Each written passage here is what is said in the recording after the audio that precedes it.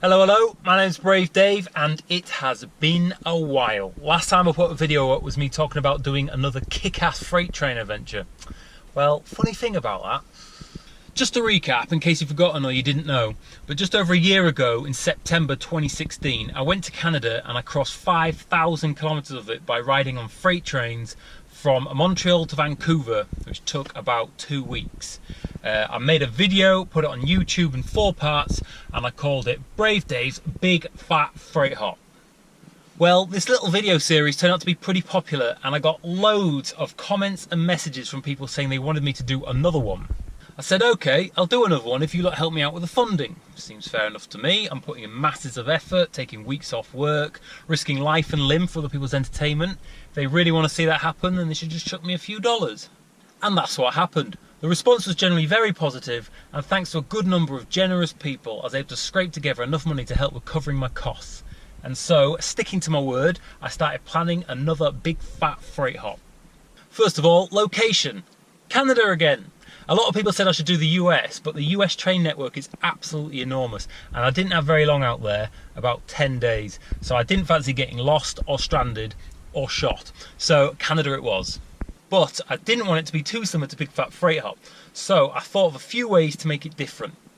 First of all, the plan was to start in Toronto and this time head east as far as the railways go, which I think is Nova Scotia. I like the idea of completing Canada having done the 5,000 kilometers west last time. Secondly, this time I wasn't going to travel alone. Riding with someone else would add a whole new dynamic to the video, and the guy I was going to ride with was none other than Canadian Hopper. You remember in Big Fat Freight Hop when I had to bail off that dodgy train in the middle of nowhere and that guy sent a taxi for me and let me stay at his place? That Canadian Hopper. I like the idea of riding with someone who I met on my last trip. Plus Canadian Hopper takes photos of trains for Instagram, so I thought his photos, my video, would be an ace way to document the trip. Thirdly, based on feedback from Big Fat Freight Hop, we were going to actually explore the towns and cities we ended up in and make them a feature of the video rather than just glossing over them. Oh, and fourthly, this time I was going to be filming on the GoPro Hero 5 rather than the Hero 2. So much better picture quality and much better sound quality, because the tinny sound of the Hero 2 was mentioned in YouTube comments by quite a lot of people. So this adventure was going to be filmed in HD widescreen with crystal clear sound. It was going to be awesome. However, I've always been aware of the risks of doing something like freight hopping and putting it online. It's trespassing, it's not legal, and I know that. However, I just figured that no one really cared enough to do anything about it. So I booked my time off work, gathered all my kit, got on a train all the way down to London, stayed at an old friend's flat. Great to catch up with Dan, not seen him in about 10 years. Next day I made my way across London to Heathrow Airport, and before I knew it, I was 20,000 feet in the air flying towards Toronto via St John's in Newfoundland, the most eastern point of Canada. The plan for when I got to Toronto was to find a nice comfortable bush to sleep under and then meet up with Canadian Hopper, and the next afternoon we'd catch out and head towards Montreal and beyond. One small problem though, when I got to St John's, going through immigration, officer asks all the usual questions, where you're going, how long you're staying, blah blah blah. She writes something on my card, says have a nice day. I carry on to the guy who takes the immigration cards. He looks at mine and then he suddenly says, "Sir, I'm going to have to ask you to step aside," and then he gets on his radio. All the other passengers are gone and I'm just left there in his immigration room with about 8 officers, and one of them's like, "Stand by that table and wait." I must have stood there for the best part of an hour. No one told me why, but I had a pretty good idea. A guy asked if I needed anything. I was like, "Please can I have a chair and a glass of water?" After another half hour, the girl came back out and was like, "Okay, so basically there's a warrant out for your arrest. Do you know why that might be?" And I was like, "What?" And in my head I was like, shit. Anyway, without going into too much detail, it turns out the warrant had been put out by CP Rail Police in Saskatchewan for a particular incident that had happened one sunny September's day the previous year. If you've seen Big Fat Freight Hop, you might remember when I was spotted in a yard near to Regina in Saskatchewan and was very nearly caught, but thanks to some quick-witted thinking and adrenaline-fueled strength, managed to ride victoriously out of there on the roof of a grainer. Well, as awesome as that escape was, it had come back to kick me right at the arse. I'd always figured that the bull and the workers who were trying to catch me that day would end up seeing Big Fat Freight Hop, just because that's how the internet works. The Bull or someone took the time and effort to put out a warrant for me, and it paid off. I am effectively banned from Canada and by default the US as well. So I may have won the battle that day when I escaped from the yard, but the Bull definitely won the war. But I don't blame him though. If I was a cop and some cheeky bastard had escaped from me and then I had the chance to bust him like this, then I'd have probably done the same thing as well. There were 3 immigration officers who were chatting to me for a bit because it's only a small airport and there wasn't a lot going on.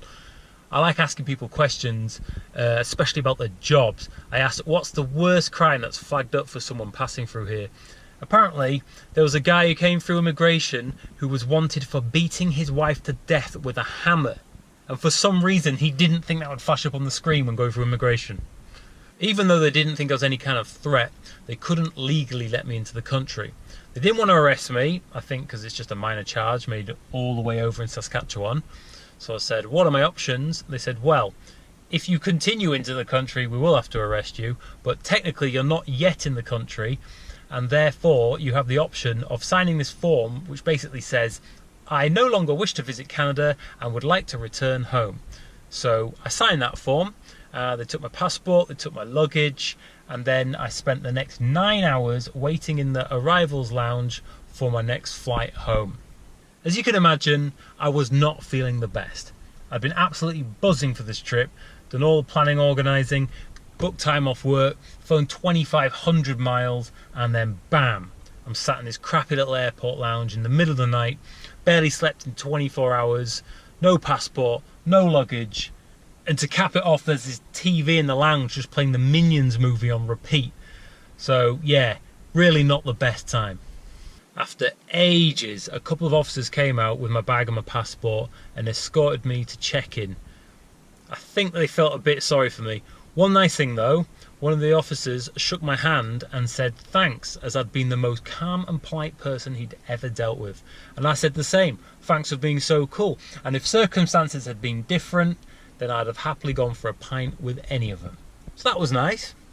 Got my flight back to London, so depressing. I watched Fast and Furious 8, which is probably the dumbest film I've ever seen. Flying over London, usually I'd be so excited about getting back to England because I've got SD cards full of awesome footage that I can edit into an amazing video, but not this time. It was a surreal feeling being back in London, having been to Canada and back in under 24 hours. So I hung out in the sunshine for a bit, but then I made my way to King's Cross Station, got on a train and headed back up north. Absolutely exhausted and not exactly overjoyed. So that's the story of my last Canada experience. Brave Dave's summer of 2017. Broke a rib whilst running down a mountain and got banned from North America. Brilliant! Just some last bits worth mentioning. The warrant expires in 10 years, so if you want another Canadian freight hop from me, you're going to have to wait till 2027. Yes, I'm banned from the US as well because they share their immigration info with Canada, but to be fair, not to get political or anything, but the US isn't exactly top of my list of places to visit these days, so that's not so bad. I may be banned from Canada, but I've seen a lot of it, so it's not such a huge loss. I mean, there's 195 countries in the world, so being banned from 2 of them isn't too big a deal. Lastly, because I just know that some of you will be thinking, hang on a minute, Dave, I bet you never even went to Canada, did you, you lying bastard? Fortunately, during my 9 hours in the St. John's arrival lounge, I took the liberty to film for a minute just to be able to prove that I did in fact fly across the Atlantic with the full intention of making another freight train adventure video. So no, I didn't rip you off, I just completely failed. There's a big difference. So please, sit back and enjoy my latest video. Brave Dave's amazing, awesome, fantastic, incredible freight train adventure that didn't happen. Enjoy.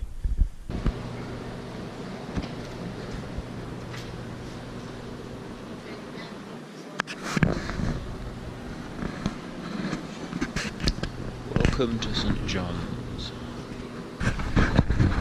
It's 10:30.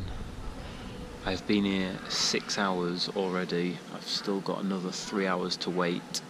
I'm getting a flight at 1:30 back to London. And I only just came from London earlier today. I don't have a passport on me. I don't have my luggage. That's Canada out there. But I am not allowed to go there. I am a wanted criminal. Slightly gutted because I was really looking forward to this trip. But oh well. You play with fire, sometimes you get burned. Veuillez redresser sur votre siège, rangez votre tête derrière sur votre ceinture.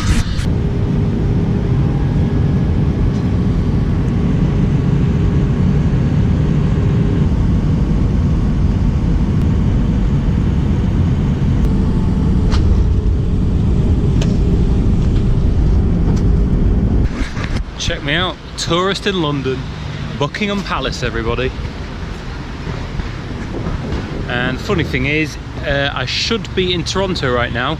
I would have stayed the night in Toronto, sleeping rough somewhere, and I'd be meeting Jeremy in like a few hours, and then we'll be heading off on our awesome freight adventure.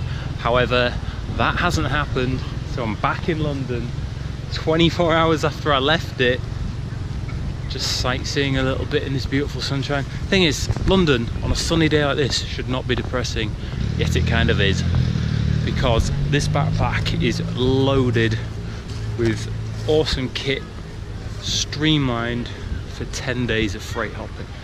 Oh well, you win some, you lose some, and this time I definitely lost.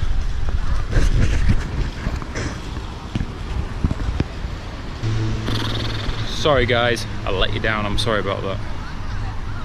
Did you like that? I hope so. To end on a more positive note, due to some recent developments, I now have more time to put into going on little adventures. We're talking roughly about 37.5 hours a week more time. What sorts of adventure videos do you find people suggest that I make next? I'm thinking mountains, camping, but give me some other ideas. As long as it doesn't involve North America, then I'm all ears. Thanks for watching. I'm Brave Dave. See you soon. Bye.